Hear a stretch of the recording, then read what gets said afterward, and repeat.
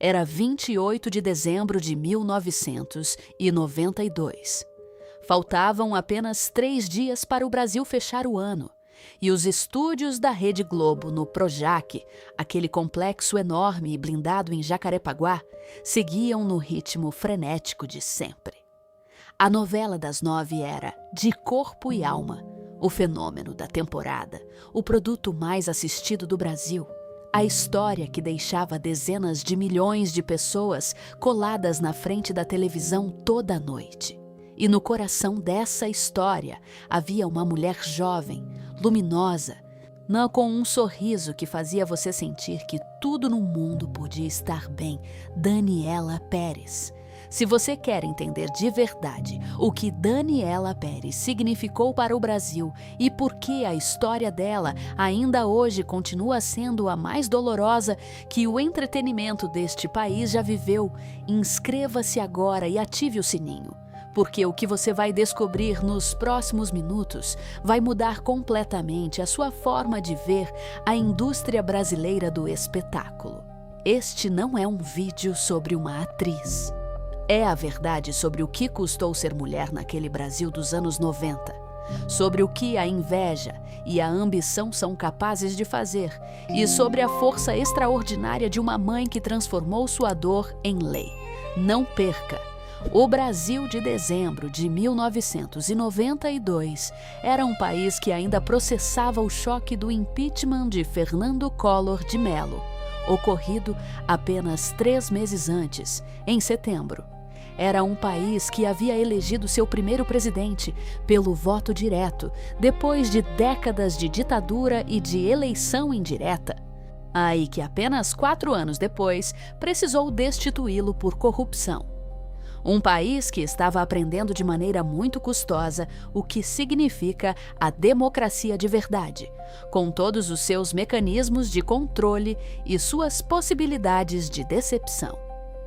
Havia algo no ar daquele dezembro de 1992 que era ao mesmo tempo exausto e esperançoso. O cansaço de um ano político brutal combinado com a sensação de que o sistema havia funcionado, de que as instituições tinham resistido. E nesse contexto, as novelas da Globo continuavam sendo aquele espaço de certeza coletiva, aquele lugar onde todos os brasileiros podiam ir toda noite e encontrar algo que os unia para além das divisões políticas e sociais que os separavam no dia a dia. Naquela noite, no estacionamento de um condomínio residencial na Barra da Tijuca, no Rio de Janeiro, a poucos quilômetros dos estúdios onde ela gravava, alguém apagou essa luz para sempre. E com ela, o Brasil entrou num luto que ninguém soube muito bem como processar, porque o que aconteceu não foi um acidente, não foi o capricho cruel de uma força impessoal, foi uma traição. Uma traição nascida de dentro do próprio mundo em que Daniela vivia, tramada por alguém que sorria nas mesmas câmeras que ela, que percorria os mesmos corredores, que se apresentava ao mundo como seu companheiro de trabalho. E quando a verdade veio à tona, o Brasil não soube o que fazer com a raiva, com a dor e com a vergonha de não ter enxergado o que estava acontecendo bem diante dos seus olhos. Hoje, mais de 30 anos depois, essa história ainda dói. Ainda gera perguntas que não têm resposta fácil. E ainda devemos a Daniela Pérez, a sua mãe e as milhões de mulheres brasileiras que choraram a sua morte, contar a verdade completa do que aconteceu, de por que aconteceu e do que isso significou. Neste vídeo, você vai descobrir 4 coisas. Primeiro, quem era realmente Daniela Pérez e o que ela representava para o Brasil naquele momento exato da sua história. Segundo, o perfil psicológico devastador da pessoa que tirou a sua vida e os sinais de alerta que ninguém levou a sério a tempo. Terceiro, a batalha judicial mais dolorosa que uma mãe brasileira já travou e a forma como essa batalha mudou para sempre as leis penais deste país. E quarto, o que aconteceu depois, a segunda traição. E a que chegou anos mais tarde, quando o culpado se reinventou diante das câmeras e o Brasil voltou a se paralisar de raiva. Durante anos se disse de tudo sobre esse caso. Que houve encobrimentos dentro da emissora, que a justiça brasileira tratou a vida de Daniela como se valesse menos do que valia, que o sistema falhou em todos os momentos, do primeiro ao último. Hoje, você vai entender o que há de verdade em cada uma dessas afirmações. Mas, antes de chegar àquela noite no estacionamento da Barra da Tijuca, você precisa entender de onde veio essa mulher. Porque é aí que tudo começa. Aí está a chave de por que a morte dela foi tão devastadora para o Brasil e por que o crime cometido contra ela não foi apenas um crime contra ela, mas contra algo que um país inteiro amava e precisava acreditar que existia. Daniela Pérez nasceu em 17 de outubro de 1970, no Rio de Janeiro, e numa família que já trazia o mundo do entretenimento brasileiro no DNA. Sua mãe era Glória Pérez, uma escritora de novelas que naquele momento estava construindo o que seria uma carreira lendária dentro da Rede Globo. Uma mulher que entendia como poucas a psicologia das audiências brasileiras, que sabia com uma precisão quase cirúrgica o que os brasileiros precisavam sentir quando se sentavam na frente da televisão depois de um dia longo. Glória Pérez não escrevia entretenimento barato, e ela escrevia emoções. E Daniela, desde pequena, cresceu vendo de perto como isso se fazia. O Brasil em que Daniela cresceu era um país em transformação. Os anos da ditadura militar tinham terminado formalmente em 1985, com a abertura democrática. Mas as feridas que aqueles 21 anos de regime deixaram não se fechavam da noite para o dia. Era um Brasil que buscava recuperar algo. Uma identidade, uma alegria coletiva, um espelho onde se ver e se reconhecer. E a televisão, e a Globo acima de tudo, preenchia esse espaço de uma forma que nenhum outro veículo conseguia igualar. As novelas do horário nobre não eram apenas entretenimento naquele Brasil do final dos anos 80 e início dos 90. Eram rituais. Eram um momento do dia em que o país inteiro pausava e se conectava a uma mesma história, em que o pai do Nordeste, a mãe de São Paulo e a avó de Minas Gerais assistiam a mesma coisa e sentiam a mesma coisa. Isso era a Globo. Esse era o poder que ela tinha. E Daniela cresceu dentro desse mundo. Desde adolescente, mostrou um talento natural diante das câmeras, uma presença que não se ensina nem se fabrica. Há pessoas que, quando entram num set de gravação, a câmera simplesmente as ama, e Daniela era uma delas. Havia algo no olhar, algo na forma de se mover e de falar que transmitia autenticidade. Não parecia estar atuando, parecia estar sendo.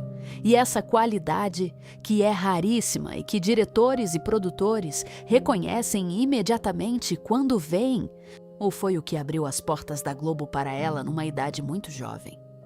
Seus primeiros passos na emissora foram tímidos. Participações pequenas. O tipo de papel que se dá a atores que ainda estão aprendendo como funciona a máquina. Mas toda vez que aparecia na tela, algo acontecia. O telefone da Globo recebia ligações. As pessoas perguntavam quem era aquela moça, queriam mais dela. E esse tipo de reação, na indústria televisiva brasileira dos anos 90, e era o código que todo mundo sabia ler. Essa pessoa é uma estrela em potencial, precisa ser investida, precisa de um caminho. O caminho chegou em 1992, pelas mãos da própria mãe. Glória Pérez estava escrevendo de corpo e alma, a novela que estrearia no horário nobre da Rede Globo, e decidiu dar a Daniela o papel de Yasmin, a protagonista. Houve quem dissesse depois que essa decisão foi nepotismo, que Glória favoreceu a filha. Mas quem diz isso não estava assistindo à tela quando Daniela apareceu naquelas cenas iniciais da novela. Porque o que se viu foi uma atriz que não precisava de nenhum favor. O favor ela mesma fez ao personagem. Yasmin, nas mãos de Daniela Pérez, se tornou algo que o Brasil não esperava.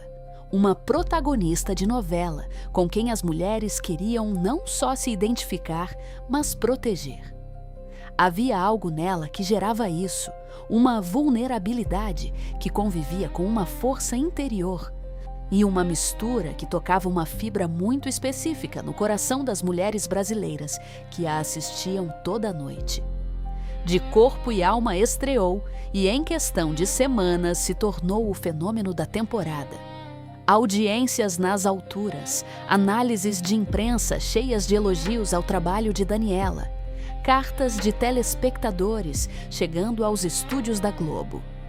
E no centro de tudo isso, brilhando com uma luz que a cada semana ficava mais intensa, estava ela, a filha de Glória Pérez, a moça do sorriso impossível e a atriz que naquele momento era o rosto mais querido do Brasil.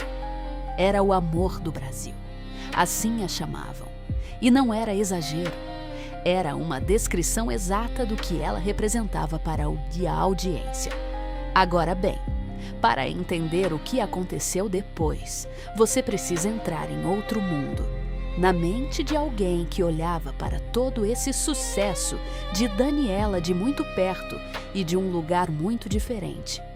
Guilherme de Pádua tinha 22 anos quando começou a trabalhar em De Corpo e Alma.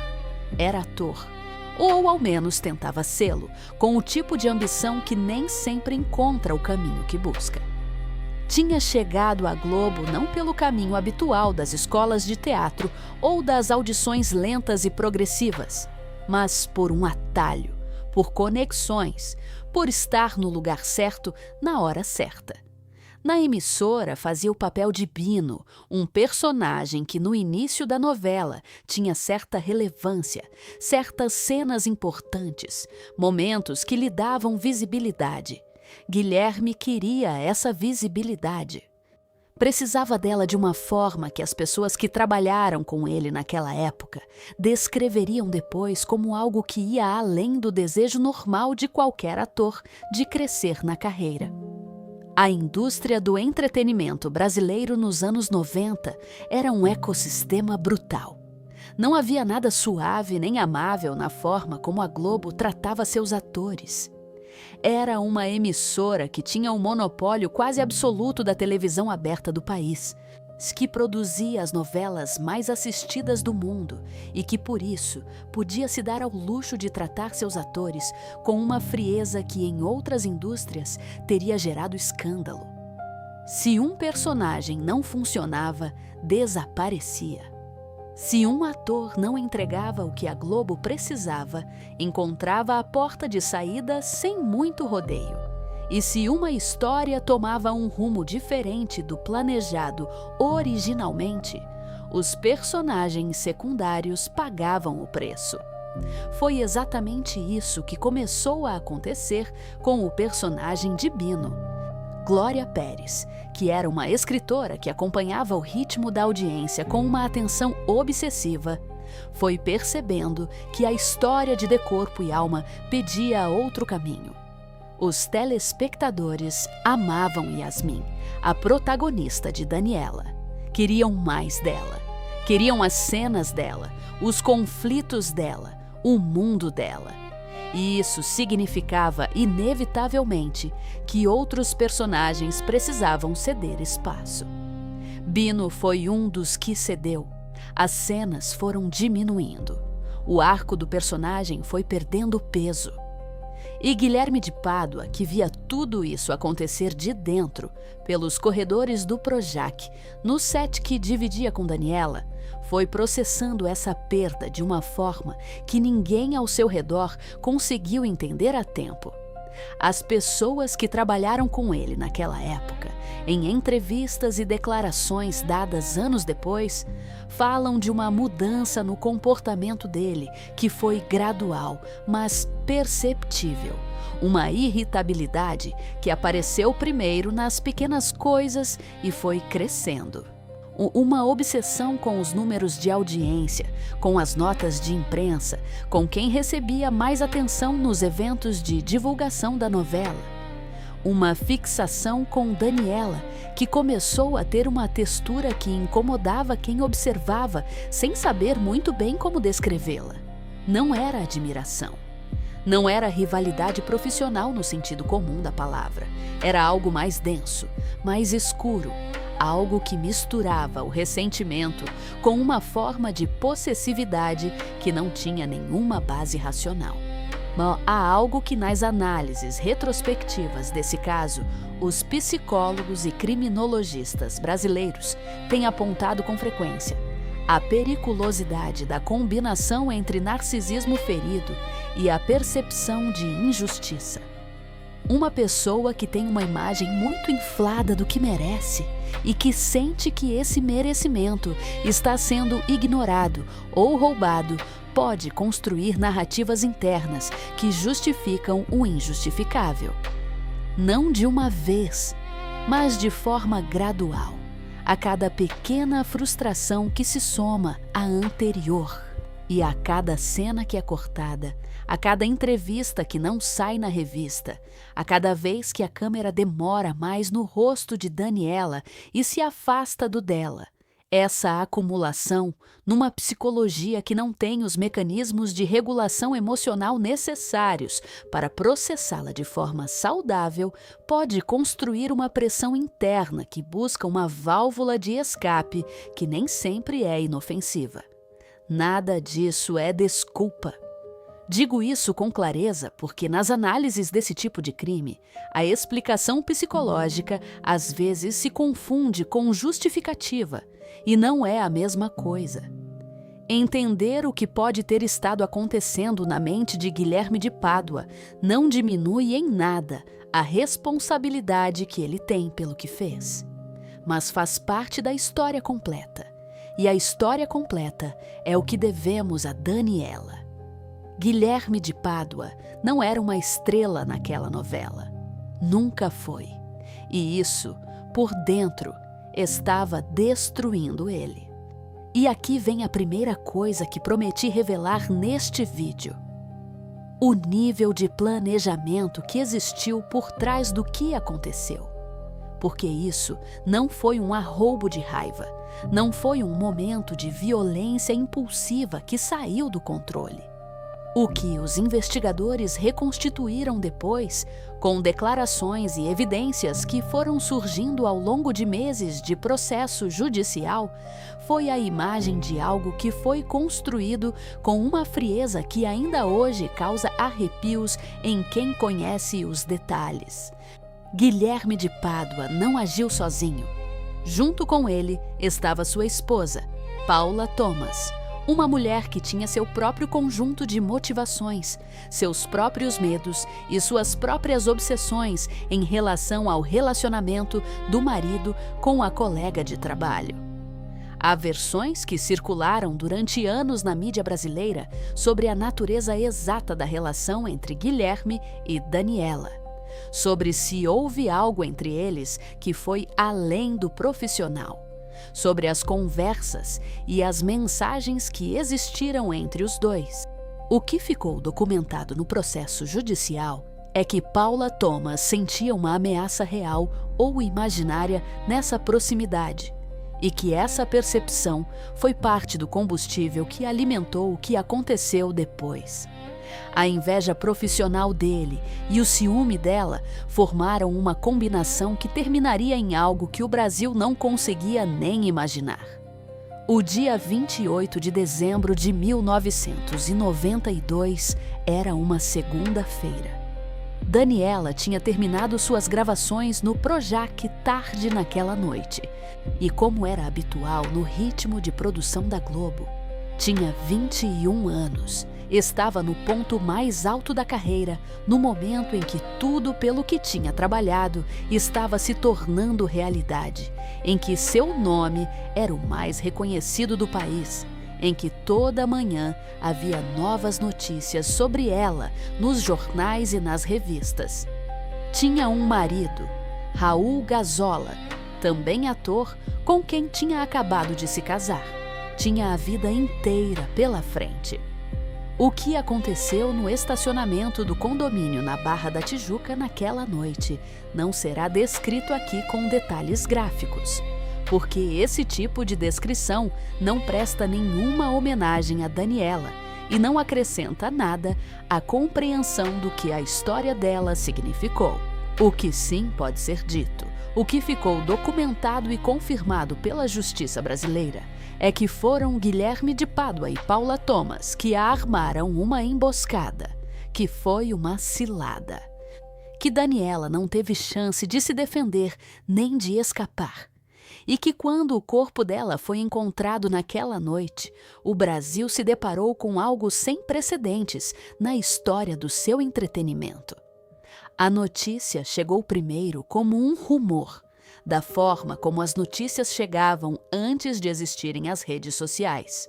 Um telefonema, um sussurro entre jornalistas, algo que ninguém queria confirmar, porque confirmar tornava real.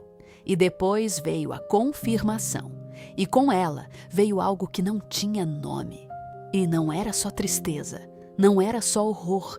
Era uma ruptura no tecido coletivo de um país que tinha depositado sua fé naquela jovem atriz, que tinha construído nela algo que ia além da admiração por uma celebridade. Daniela Pérez era a filha de toda mulher brasileira que a assistia. Era a namorada que toda mãe queria para o filho.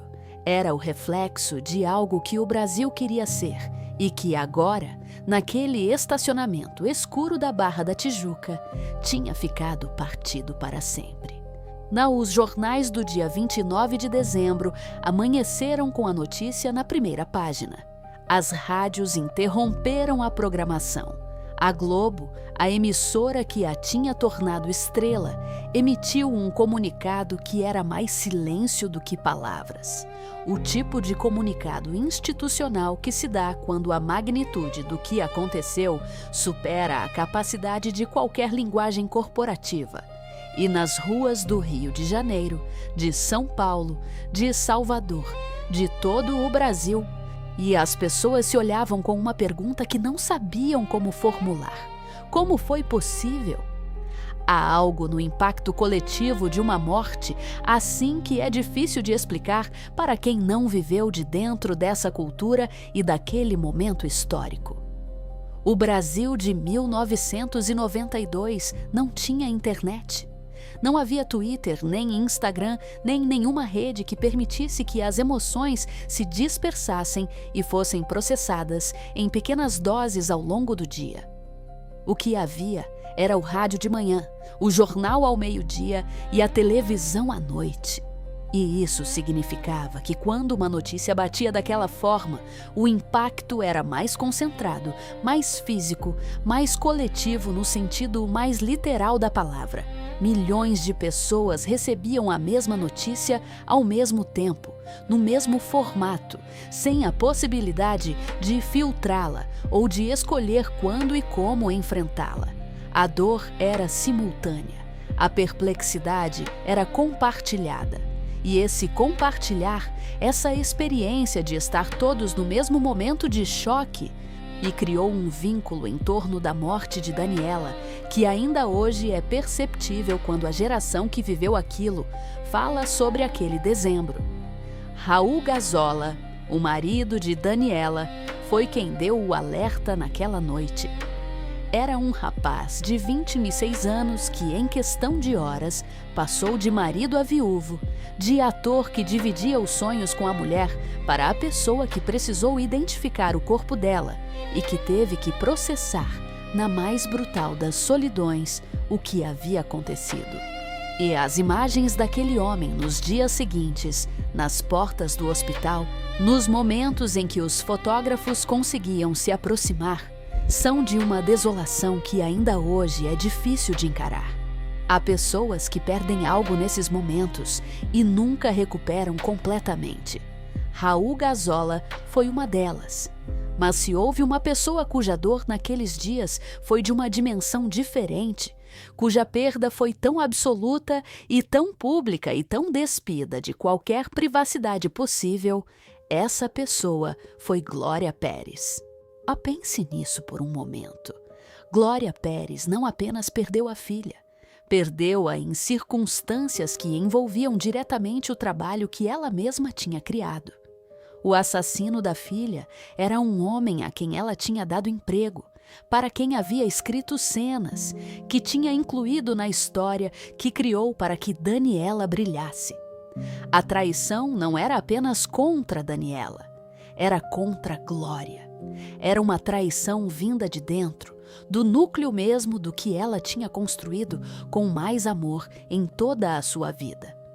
E por cima de tudo isso, precisava enfrentar a perda no olho público, com as câmeras presentes, com os jornalistas do lado de fora da sua casa, com um país inteiro olhando para a dor dela como se fosse parte da novela que ela escrevia.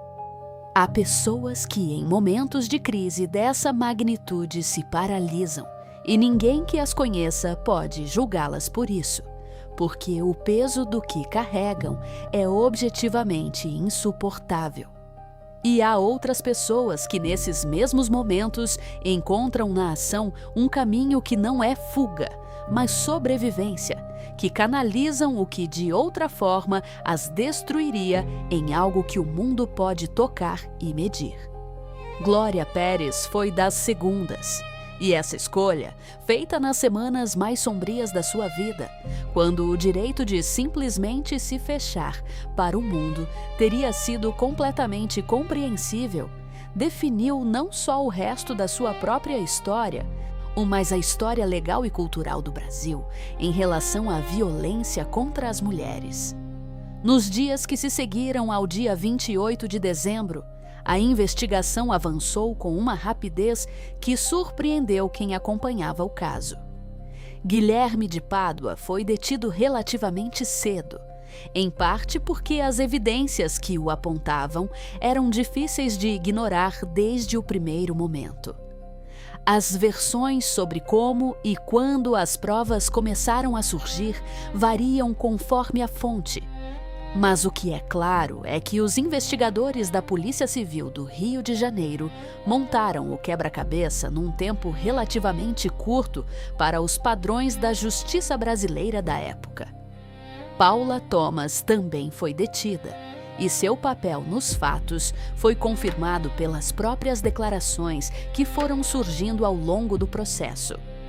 O que o Brasil inteiro esperava era simples: que a justiça fizesse seu trabalho. E que o sistema que existe para proteger as pessoas da violência respondesse à altura da magnitude do crime. Que a filha do Brasil recebesse a justiça que merecia. O que aconteceu foi, em muitos sentidos, uma segunda traição. E aqui vem a segunda revelação que prometi. A que tem a ver com o sistema judicial brasileiro daquela época e com as razões pelas quais Glória Pérez precisou travar uma batalha que nenhuma mãe deveria jamais precisar travar. O Brasil de 1992 tinha um Código Penal que não classificava o homicídio qualificado, o tipo de assassinato que envolve crueldade, premeditação e emboscada, como crime hediondo, ou seja, como um dos crimes mais graves previstos pela lei e que, portanto, concedia menos benefícios ao condenado. A lei dos crimes hediondos existia desde 1990, mas o homicídio qualificado não estava incluído nela. Isso significava que alguém condenado pelo tipo de crime que havia sido cometido contra Daniela poderia, ou com o tempo, acessar benefícios penitenciários que reduziam significativamente o tempo real que passaria na prisão. Poderia obter progressão de regime. Poderia ser elegível para liberdade condicional muito antes de cumprir a pena completa. Para que isso fique absolutamente claro, no sistema jurídico brasileiro daquele momento, duas pessoas que tinham planejado e armado uma emboscada e assassinado Daniela Pérez podiam chegar a sair da prisão num tempo que muitos brasileiros considerariam escandalosamente curto em relação à gravidade do que tinham feito.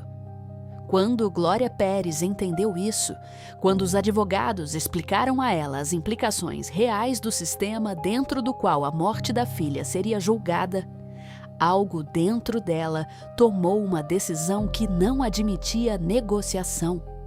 Se o sistema não fosse proteger Daniela, se a lei não fosse suficiente, então a lei precisava mudar.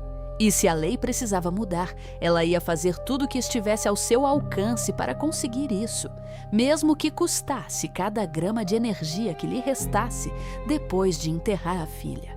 A campanha que Glória Pérez lançou foi algo que o Brasil nunca tinha visto naquela escala.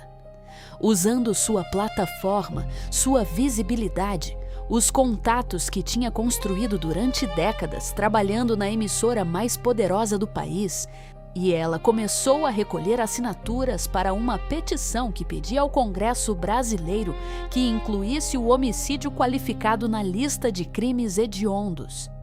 E fez isso de uma forma que naquele Brasil de 1992 era revolucionária. Foi ao encontro das pessoas, colocou mesas em praças públicas, em mercados, em eventos, em qualquer lugar onde o povo brasileiro pudesse parar 2 minutos para assinar. Não havia internet. Não havia plataformas digitais de petições. Era papel e caneta, rua por rua, cidade por cidade. Um país enorme mobilizado pela dor de uma mãe. Para entender o tamanho daquela campanha, é preciso se colocar no Brasil de 1993. Não havia Twitter, nem Instagram, nem Change.org. Não havia como amplificar uma mensagem de forma imediata com um clique. O que havia era o boca a boca, as cartas enviadas pelo correio, os programas de televisão que Glória conseguiu que lhe dessem espaço para falar sobre o tema, os jornais que decidiram cobrir a iniciativa e os cidadãos comuns que resolveram que aquela causa valia o seu tempo e a sua assinatura. Era um trabalho manual, artesanal, de uma lentidão que no mundo de hoje é quase impossível de imaginar.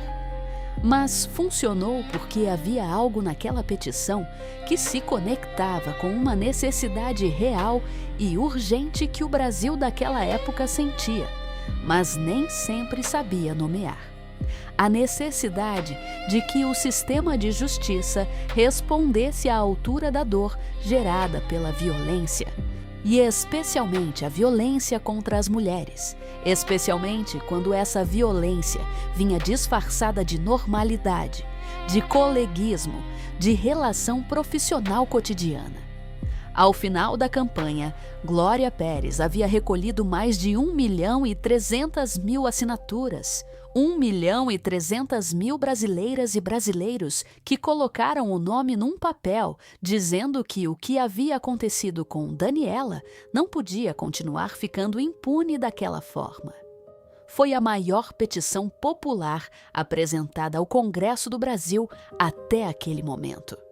A magnitude do número, ainda hoje, impressiona quando se pensa no contexto em que isso foi feito sem ferramentas digitais, em que cada assinatura foi conseguida por uma pessoa que se aproximou, que ouviu e que decidiu querer fazer parte de algo.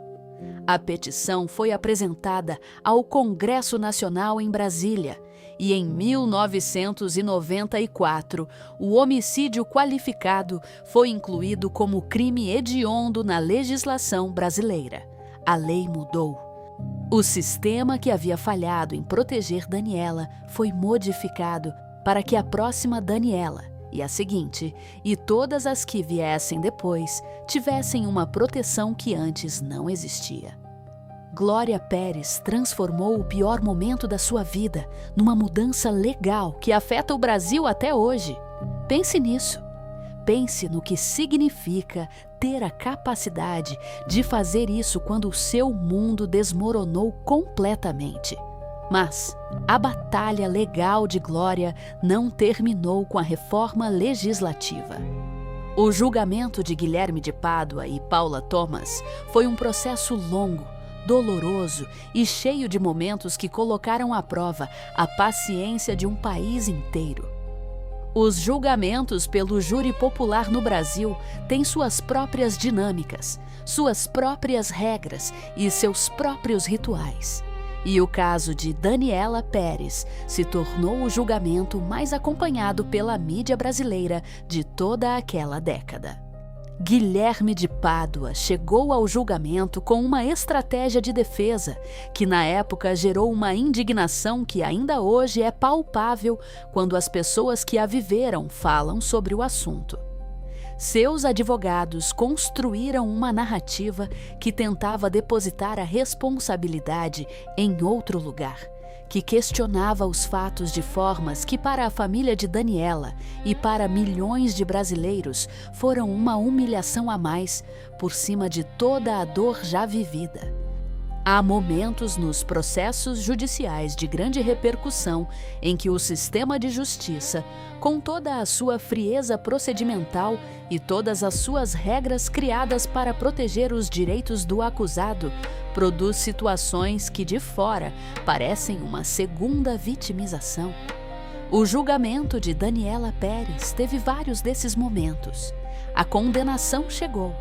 Guilherme de Pádua foi condenado a 19 anos de prisão.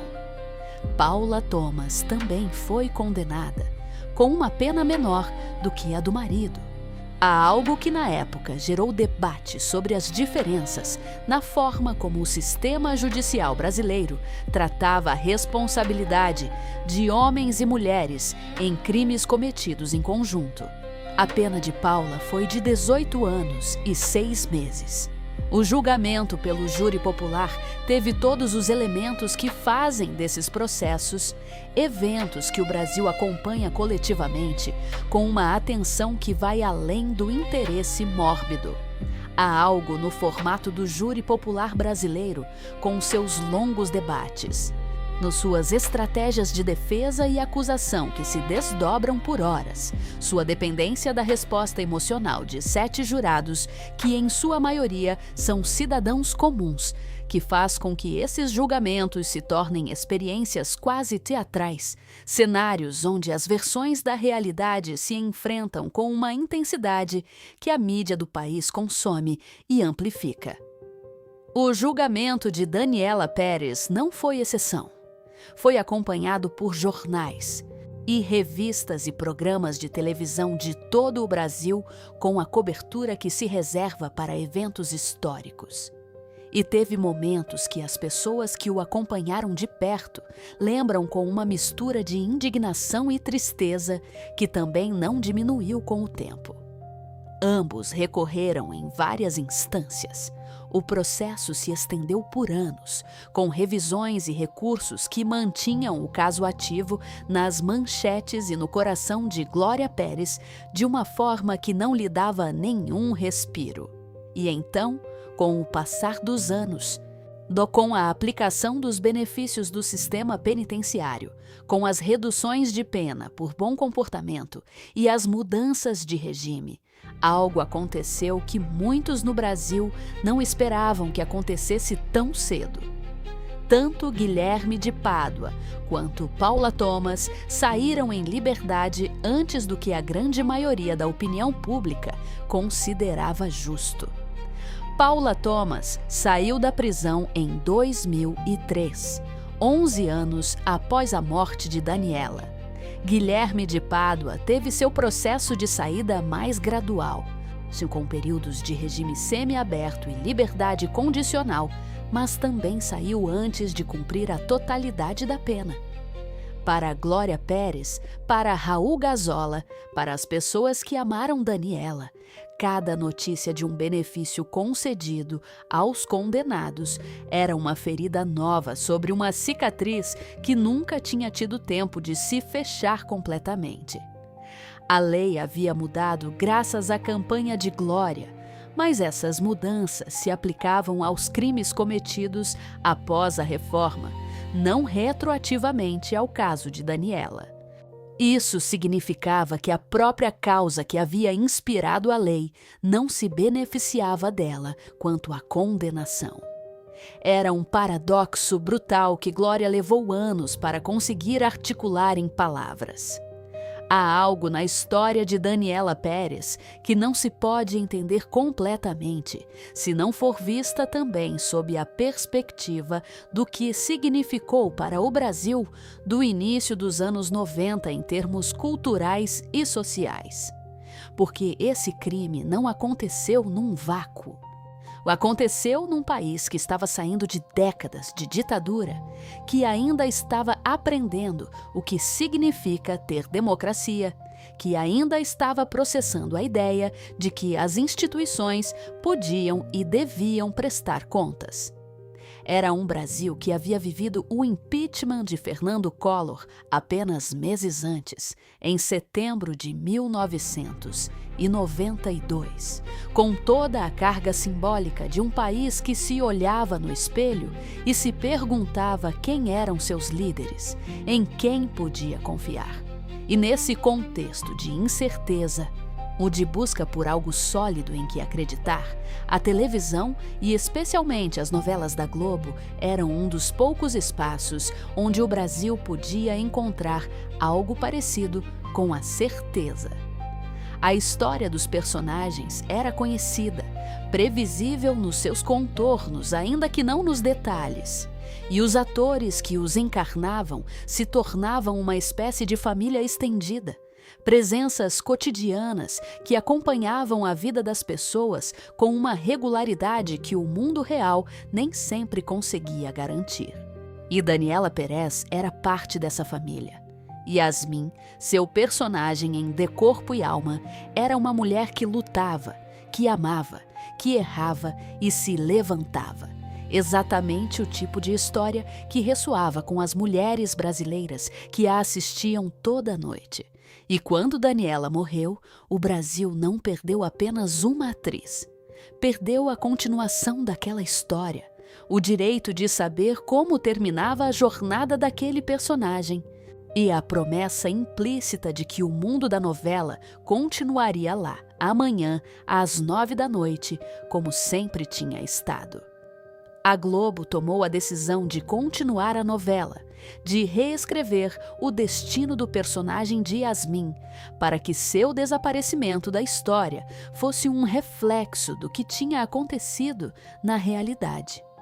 Era uma decisão que não tinha nenhuma opção boa, que de qualquer forma ia resultar dolorosa para a audiência. Mas a televisão, com toda a sua frieza industrial, precisa continuar. O show, e como se diz, must go on. E milhões de brasileiros que amavam Daniela precisaram ver o personagem que ela havia criado e dado vida desaparecer da tela, com toda a brutalidade simbólica que isso carregava. Há depoimentos de telespectadores daquela época que descrevem esse período da novela, as semanas que se seguiram à morte de Daniela, como algo que não dá para classificar simplesmente como assistir à televisão.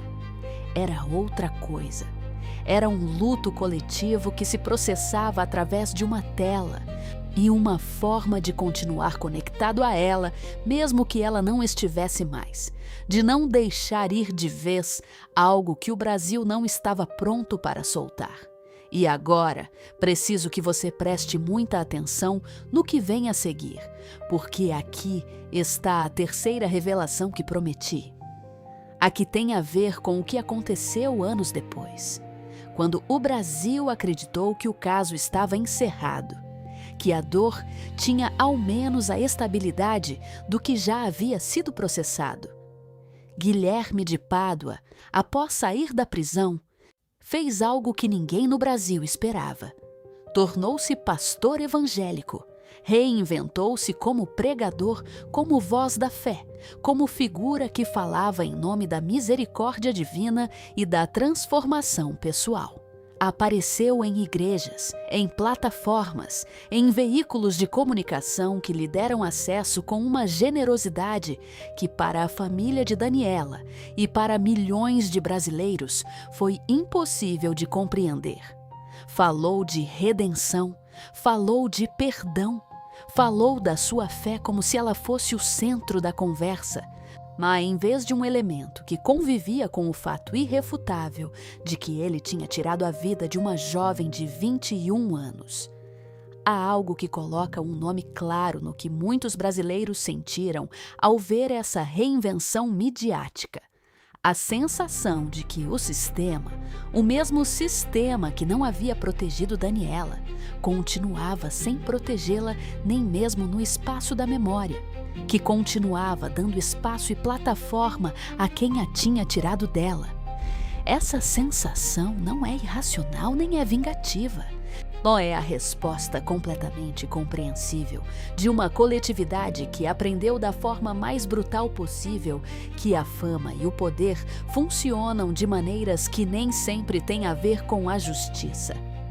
O Brasil reagiu com uma raiva que não havia diminuído com os anos. As redes sociais, que nessa altura já existiam com toda a sua capacidade de amplificação, se encheram de comentários que mostravam que a dor por Daniela Pérez não era algo que o tempo tinha resolvido completamente. O Raul Gazola falou em entrevistas sobre o que sentia ao ver Guilherme de Pádua aparecer na mídia, como se fosse uma figura de inspiração. Suas palavras eram medidas, mas a dor era evidente. O tipo de dor que não pede licença e não se consegue esconder, por mais que se tente. Glória Pérez também falou, continuou falando, nunca parou de falar. Décadas após o crime, continuou sendo a pessoa que mais claramente articulava o que significava a história da filha, o que o Brasil devia a Daniela, ou o que o país precisava aprender com o que tinha acontecido. Continuou escrevendo, continuou trabalhando, continuou sendo uma das vozes mais importantes da televisão brasileira. E essa escolha, a de continuar criando, em vez de se romper definitivamente, foi em si mesma uma declaração sobre a força daquela mulher que não tem paralelo fácil. Há algo que pessoas próximas de Glória Pérez disseram em diferentes ocasiões ao longo dos anos, que a forma como ela decidiu processar a perda, o canalizando toda a dor em ação, primeiro na campanha pela mudança da lei e depois no trabalho como escritora, não foi um mecanismo de fuga. Foi uma decisão consciente e deliberada de não deixar que o que lhe haviam tirado lhe tirasse também todo o resto. Foi a decisão de não permitir que o crime vencesse duas vezes. Há uma dimensão dessa história que acredito não ser discutida o suficiente e que tem a ver com o que o caso de Daniela Pérez revelou sobre a indústria do entretenimento brasileiro daquela época, sobre as dinâmicas de poder, sobre a forma como a emissora mais poderosa do país geria seus talentos e sobre que tipo de proteções existiam ou não existiam para os atores que trabalhavam dentro desse sistema. A Globo, em 1992, era uma máquina de produção que não tinha rival no Brasil e que poucos rivais tinha no mundo. Produzia mais horas de telenovela do que qualquer outra emissora. Tinha os maiores índices de audiência do país de forma sistemática e gerenciava seus talentos com uma combinação de contratos exclusivos e cultura corporativa que fazia os atores dependerem dela de uma forma que ia além do financeiro. Ser ator da Globo nos anos 90 era uma identidade, um status, uma pertença que definia não só a carreira, mas o lugar do sujeito na sociedade brasileira. E essa dependência e essa assimetria radical entre o poder da emissora e a vulnerabilidade do indivíduo criava dinâmicas que nem sempre produziam os melhores resultados para as pessoas envolvidas. Guilherme de Pádua era um ator que havia chegado àquele mundo sem alicerces suficientes para lidar com a pressão que ele gerava. A incerteza de um personagem que perdia peso na história, a percepção de que sua oportunidade estava escapando, e a comparação constante e brutal com a estrela em ascensão que era Daniela. Tudo isso aconteceu dentro de um sistema que não tinha mecanismos de detecção nem de intervenção para esse tipo de dinâmica destrutiva. Ninguém nos corredores da Globo, nos sets de gravação, nas reuniões de produção, percebeu a tempo que o que estava se passando na cabeça daquele homem ia terminar da forma como terminou. E isso, embora não exonere ninguém da responsabilidade direta pelo que aconteceu, se fala de algo maior do que um crime individual. Fala de um sistema que precisava se olhar no espelho e se perguntar que tipo de ambiente estava criando para as pessoas que trabalhavam dentro dele, especialmente para as mulheres, que naquele Brasil dos anos 90 lidavam com uma indústria que as usava e as descartava com uma velocidade e uma frieza que raramente eram reconhecidas publicamente. Pessoalmente, e essa é a minha opinião, depois de meses revisando esse caso, e acredito que o sistema da Globo naquela época tinha uma dívida com Daniela Pérez que jamais reconheceu plenamente. Não digo isso para responsabilizar a emissora pelo crime, porque a responsabilidade pelo que aconteceu recai exclusivamente sobre as pessoas que o cometeram. Digo porque acredito que há uma diferença entre não ser responsável por um crime e ter contribuído para criar um ambiente onde esse crime pôde se gestar sem que ninguém o enxergasse. Essa diferença importa. Essa diferença é o que em outros países e em outras indústrias levou a reformas, a políticas de proteção, a instalação de protocolos que colocam a segurança das pessoas acima da produtividade. O Brasil demorou para chegar a essas conversas. Demorou muito. A quarta revelação que prometi tem a ver com o legado, com o que ficou depois de tudo, com a pergunta sobre o que a história de Daniela Pérez significa para o Brasil hoje, em 2024, mais de 30 anos depois daquela noite no estacionamento da Barra da Tijuca. O legado mais tangível, o mais mensurável, é a lei. O artigo 1º da Lei nº 8.072 de 1990, modificado em 1994 para incluir o homicídio qualificado como crime hediondo. Esse texto legal existe graças a Daniela, ou mais exatamente, graças à sua mãe e ao mais de 1.300.000 brasileiras e brasileiros que assinaram a petição que Glória Pérez colocou na frente deles. Da cada vez que esse artigo protegeu uma vítima de violência no Brasil, cada vez que impediu que o autor de um homicídio premeditado e cruel saísse antes do tempo, aproveitando uma lacuna legal que não existe mais, Daniela está presente de alguma forma. Não é um consolo, nunca pode ser um consolo, mas é algo. É a prova de que uma vida que se vai pode, se as pessoas que a amaram tiverem força suficiente para transformar a dor em ação, mudar algo no mundo que continua. O segundo legado é menos visível, mas igualmente real. A conversa que o caso de Daniela abriu no Brasil sobre a violência contra as mulheres, sobre os sinais de alerta que se ignoram, sobre a forma como os ambientes de trabalho podem se tornar perigosos quando não existem mecanismos de detecção e de proteção. Nos anos 90, essa conversa foi parcial, incompleta, interrompida pela velocidade com que o ciclo de notícias sempre avança. Mas as sementes que plantou continuaram crescendo, e algumas delas floresceram em debates que o Brasil dos anos 2000 e dos anos 2010 levaria muito mais a sério. Esse processo de amadurecimento foi lento, desigual e às vezes decepcionante nos seus avanços concretos. O Brasil demorou décadas para construir marcos legais mais completos para a proteção das mulheres frente à violência. A Lei Maria da Penha chegou em 2006, 14 anos após a morte de Daniela, e representou um salto enorme em termos de ferramentas legais disponíveis para combater a violência doméstica e de gênero. O feminicídio foi tipificado como agravante do homicídio somente em 2015.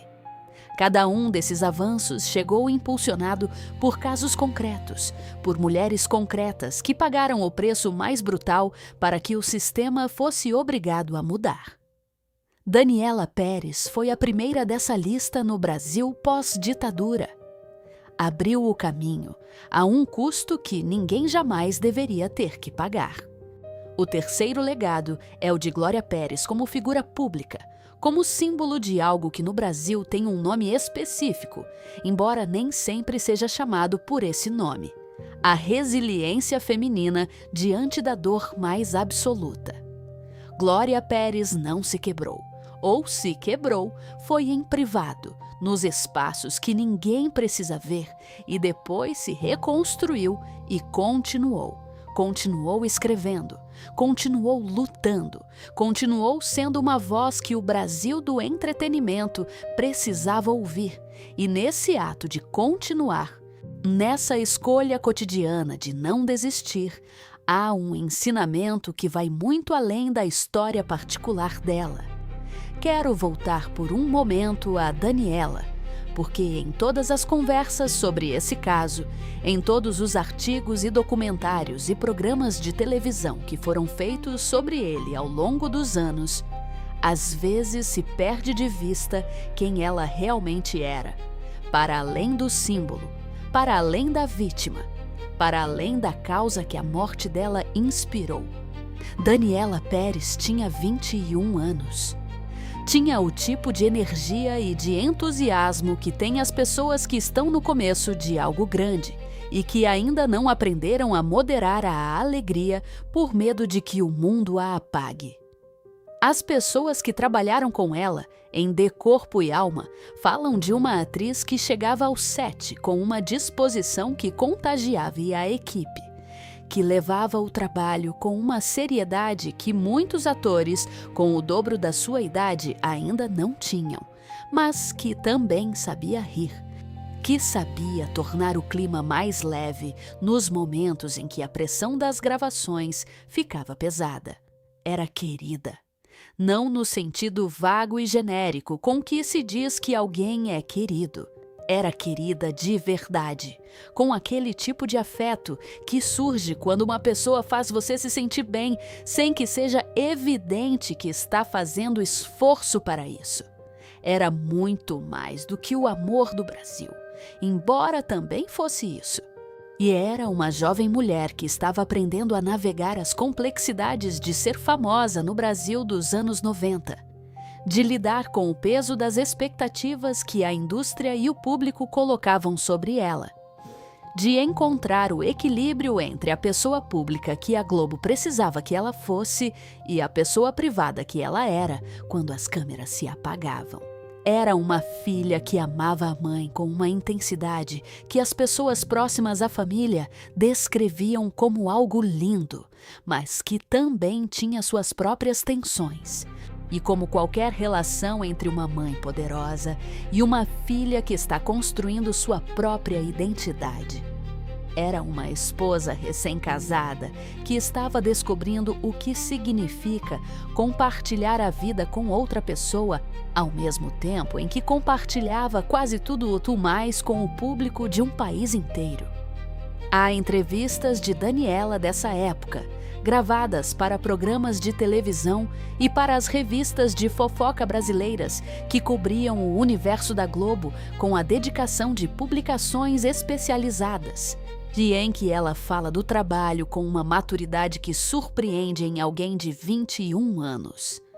Fala dos personagens como se fossem pessoas reais, pelas quais ela tem a responsabilidade de zelar, de dar-lhes uma vida interior que a audiência possa acreditar, mesmo que nunca a veja explicitamente na tela. Fala da mãe com um respeito que vai além do carinho familiar e entra no território da admiração genuína pelo trabalho da outra. E fala dos sonhos com a combinação de ambição e humildade que só tem as pessoas que são realmente boas no que fazem e que sabem disso sem que isso as tenha tornado arrogantes.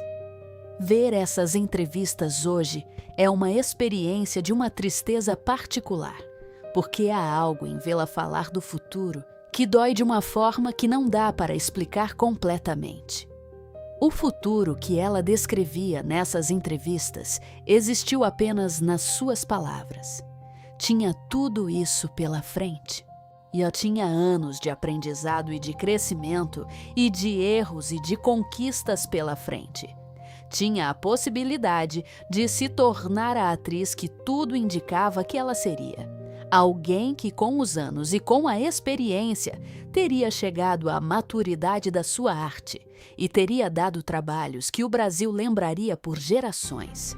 Tinha a possibilidade de ser mãe um dia, de envelhecer, de ver crescer os filhos se os tivesse, de ver a mãe continuar escrevendo e de se orgulhar do que tinham construído juntas.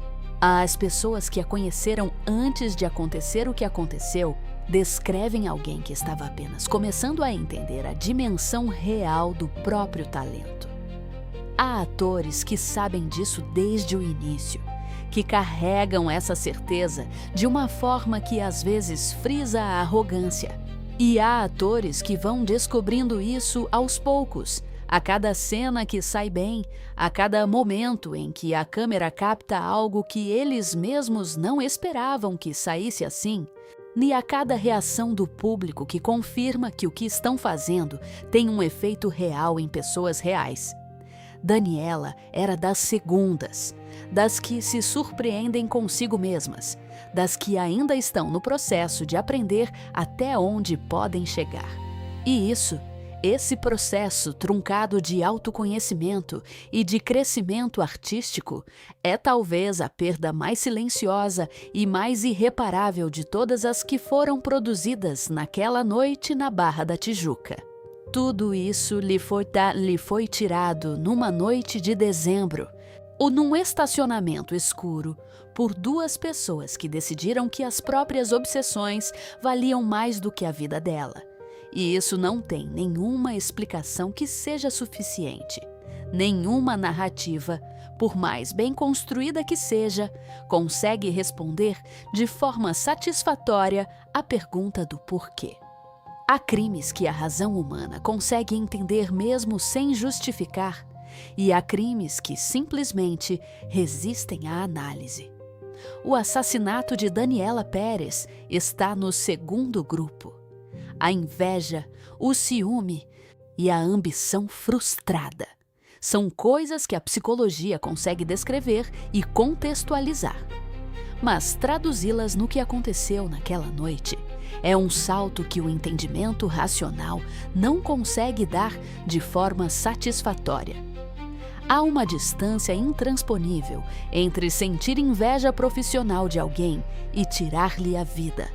Essa distância é o abismo moral que separa a maioria dos seres humanos, que também sentem inveja e também sofrem frustrações e também têm impulsos que não controlam, não das pessoas que o atravessam.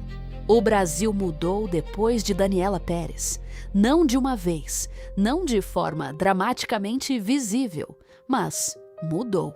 A forma como a mídia cobriu o crime e o julgamento posterior contribuiu para criar uma consciência pública sobre a violência contra as mulheres, que antes era mais difusa, menos articulada.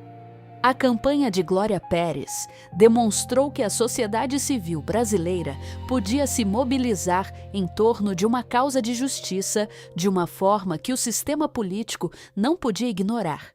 E essa demonstração teve consequências que foram além do caso específico. O movimento que se formou ao redor das assinaturas para a petição prefigurou, em muitos sentidos, as formas de ativismo popular que o Brasil veria com muito mais frequência nas décadas seguintes. E há algo mais. O algo que talvez seja o aspecto menos comentado desse legado, mas que me parece igualmente importante. A história de Daniela Pérez mudou a relação que muitas mulheres brasileiras têm com a indústria do entretenimento do país. Não no sentido de que as afastou dela, porque as telenovelas da Globo continuaram sendo parte integrante da vida cotidiana do Brasil depois de 1992.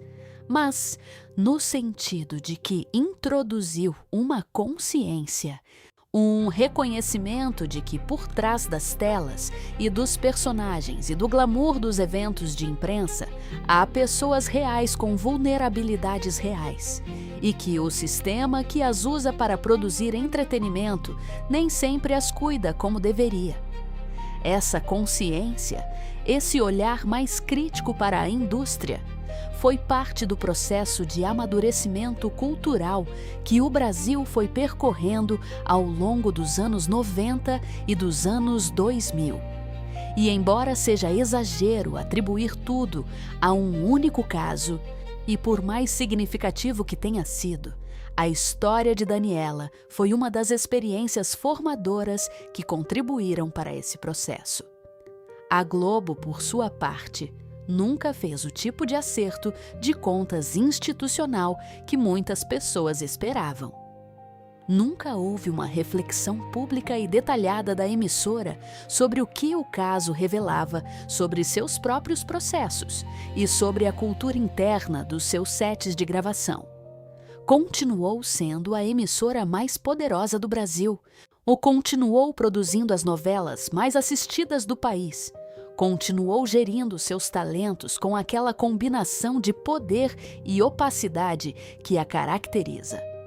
As coisas mudam muito devagar dentro das instituições que têm muito a perder com a mudança. Mas as pessoas mudam e o Brasil, em seu conjunto, como coletivo, como corpo social que compartilha experiências e constrói memória, sim, mudou. O nome de Daniela Pérez não se esquece neste país. Não foi esquecido em mais de 30 anos e há boas razões para acreditar que não será. Está inscrito na lei, na história da televisão brasileira, na memória de milhões de mulheres que a viram naquela novela e que ainda hoje, quando alguém menciona o nome dela, sentem algo que não é apenas saudade. É algo mais parecido com raiva e amor juntos, uma emoção sem nome exato que só se sente quando se perde alguém que não deveria ter sido perdido. E há uma última coisa que quero dizer antes de encerrar este vídeo. E tem a ver com Glória Pérez, com o que a história dela nos diz sobre o tipo de força que existe nas mulheres brasileiras que tiveram que construir algo com os pedaços do que lhes foi destruído. Nos anos que se seguiram à morte de Daniela, Glória Pérez escreveu algumas das novelas mais importantes da história da Globo. O Clone, em 2001, ou foi um fenômeno cultural que não só dominou a audiência no Brasil, como foi exportado e assistido em dezenas de países. Caminho das Índias, em 2009, ganhou o prêmio de melhor telenovela no International Emmy Awards. Salve Jorge, em 2012, e muitas outras, cada uma delas com a marca de uma escritora que entende a alma humana de uma forma que não se aprende em nenhuma escola, que só vem de tê-la visto de perto nos seus momentos mais sombrios e de ter decidido continuar olhando de todas as formas. E há quem diga que o trabalho de Glória Pérez, depois de 1992, tem uma profundidade emocional diferente, que as histórias dela têm uma compreensão do sofrimento e da resistência que antes não estava da mesma forma. Não posso saber se isso é verdade no sentido de ser a única explicação, porque Glória já era uma escritora extraordinária antes de perder Daniela. Mas acredito que há algo de verdade na ideia de que as pessoas que tocaram o fundo da dor e encontraram uma forma de continuar carregam esse conhecimento em tudo o que fazem depois. Não como trauma que paralisa, mas como compreensão que aprofunda. Daniela Pérez viveu 21 anos. Teve uma carreira que, medida em duração, foi curtíssima, mas cujo impacto foi de uma magnitude que atores com décadas de trabalho não alcançam. Amou a mãe com uma intensidade que se vê nas fotos das duas juntas, ou nos recortes de imprensa da época, na forma como as pessoas que as conheciam falam do relacionamento delas. Foi o amor do Brasil durante um momento que o Brasil ainda lembra com a mistura de orgulho e dor que se reserva para as coisas que se amaram demais para não sentir a perda.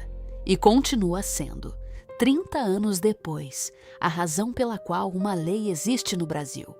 A razão pela qual uma mãe que podia ter se quebrado escolheu transformar a dor em algo que protege outras pessoas.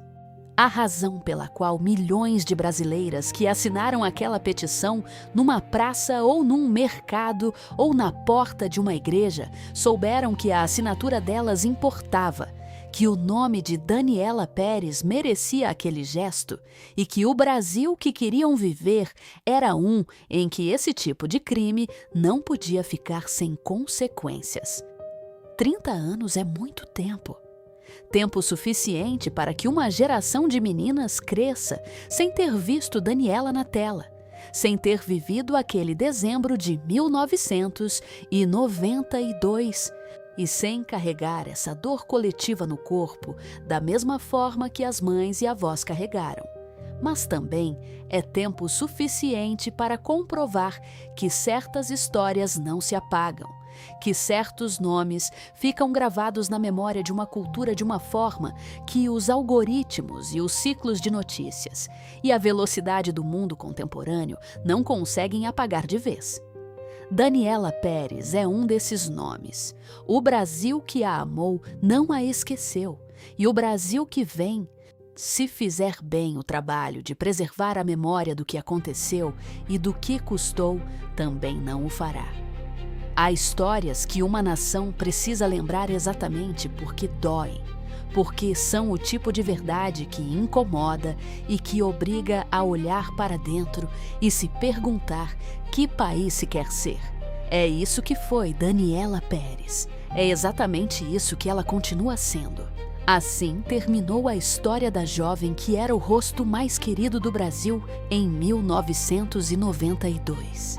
Com 21 anos, num estacionamento do Rio de Janeiro, e traída por alguém que deveria tê-la protegido ou ao menos respeitado.